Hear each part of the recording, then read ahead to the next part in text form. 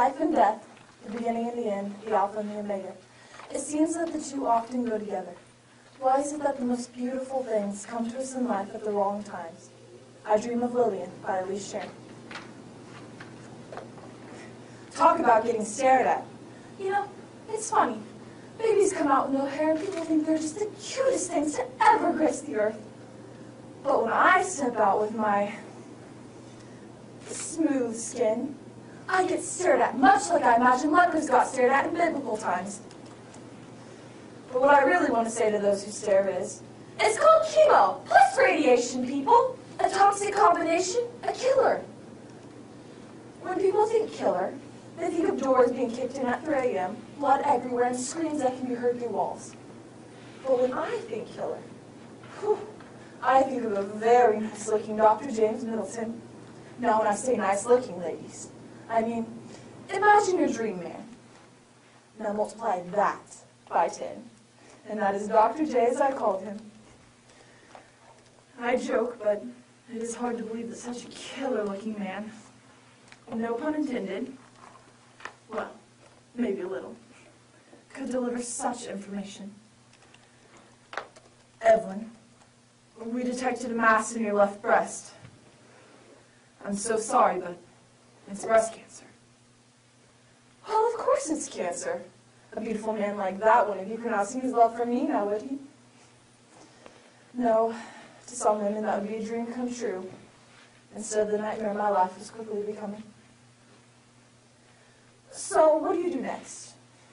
You go home, you sit your husband down, and you tell him the news.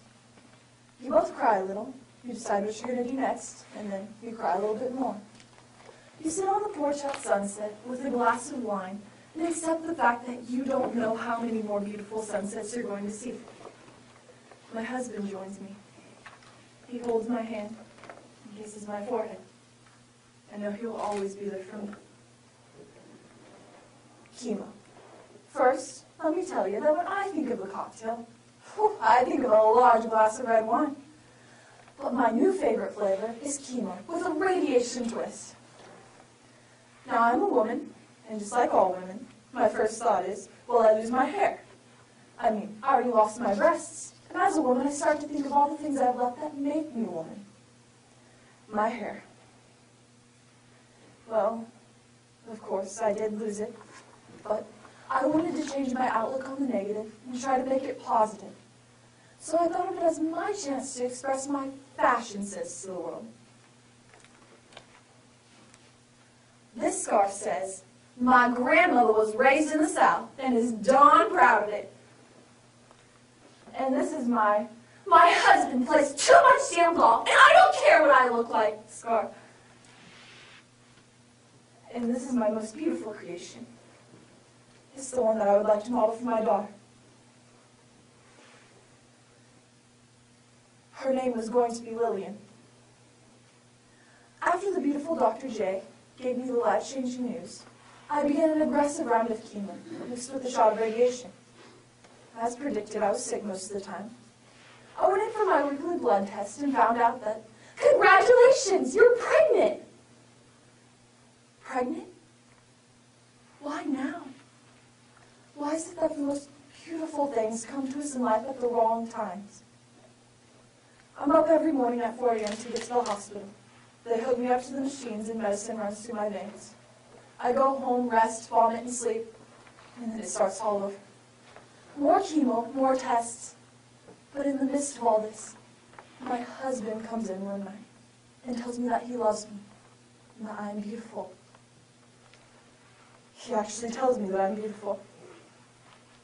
When I'm kneeling on the floor bent over the toilet, he rubs my back. When my hair started to fall out, he went scarf shopping with me. As I stare at my naked, thinning body with minimal hair on my head in the mirror, I see myself as the most unattractive woman in the world. But I came home from the grocery store one day, and he had candles lit. He massaged my feet and ran a warm bath for me. And for the first time in months, I felt perfect. We made love that day. And now the doctors told me that I couldn't get pregnant. But I've learned that the doctors just don't know everything. told me to abort the baby to kill Lillian. I told them that I would rather die before I would kill the one thing living within me. So I made a decision that no one accepted and no one supported. I stopped going to chemo, and I stopped the radiation treatments. They told me that the odds were against us. They tried to talk me into an abortion by telling me that I would lose Lillian and I would die. But I told them no. I told my husband no. I wouldn't be able to live with myself if I killed our child. Now my husband, he's a good man, and he didn't want to lose me. But I had made my decision. So I prepared myself for the worst, but I secretly hoped for the best. It was a hard pregnancy, but we did it. Lillian was born, and I was able to bring her into this world healthy and hopefully happy. I remember holding Lillian for the first time. She smelled like lavender in the springtime. And I know this is going to sound crazy, but there is something about the first time you hold your child. Not your niece or nephew, but your own baby. Lillian Joy Bankston. Oh, we were just so happy to finally have her here. They ran all sorts of extra tests on her to make sure I hadn't passed anything on to her due to my cancer, chemo, or radiation. But she was absolutely perfect. The nurse came in and took Lillian from my arms. I watched them wheel her out in a bassinet. She was looking right at me. And I know this is going to sound crazy, but for a brief moment, she smiled at me. I'll never forget that smile. So beautiful. Now, the plan was for me to be released from the hospital, take Lillian home, and return to my treatments. I never got the chance. Carrying Lillian had drained my body, and tests confirmed that it was stage 4 breast cancer. And there was nothing left they could do. So I accepted my fate, and I spent the rest of my life falling in love with my daughter and thanking my husband for what he had given me. On those last days, I wasn't in any pain. No, I know that sounds like a cliche, but it's true. I was on a new cocktail of drugs this time around. They weren't meant to cure me. Instead, they were meant to make the end of my life easier. On that last day, my husband climbed into the hospital bed next to me while I held Lillian in my arms. It's hard to believe that I carried her inside of me for 37 weeks. And now, just 3 weeks later, I'm saying goodbye. It just doesn't seem fair, does it? It isn't.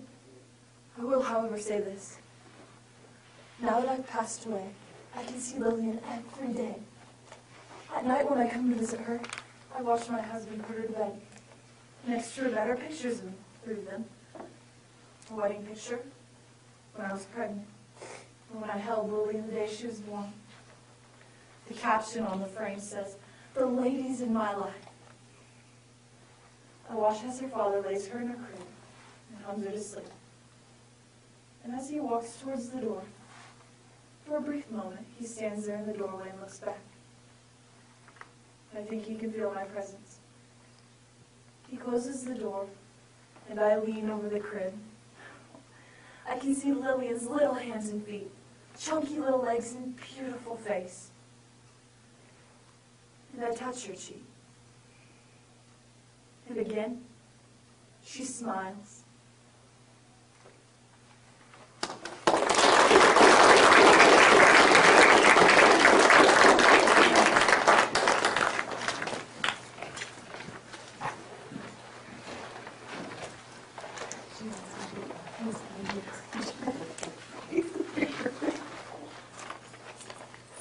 Oscar Wilde once said, "Mere color, unspoiled by meaning, and an ally with different form, can speak to the soul in 1,000 different ways."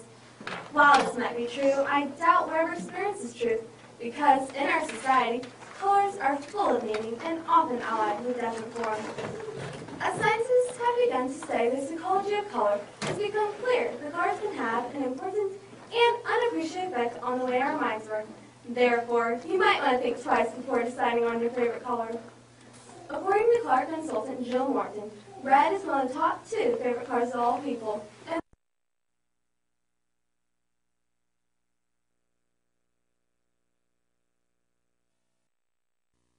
affect the way our minds work, you'll be ready to agree with me that red is the color to choose.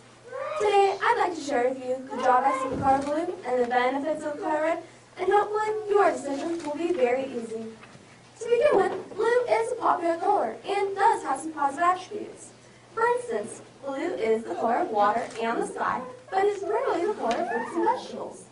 Blue signifies heaven, authority, denim jeans, and corporate logos. In all European nations, aristocracy is seen as blue-blooded. Yet, with all these positive attributes, blue does have some negative baggage, depending on the country in which you live. In the English language, blue signifies sadness. To be blue means to be sad, not happy. The Declaration of Independence states that we are endowed by our Creator with certain inalienable rights, of which are life, liberty, and the pursuit of happiness. You see, we want to be happy, not sad, as blue would make you feel. In Germany, to be blue means to be drunk. According to color psychologist Vera Heller, this stems from the ancient practice of taking the urine of drunken men to diagrabic blue. If that doesn't turn you partially away from blue, I don't know it will.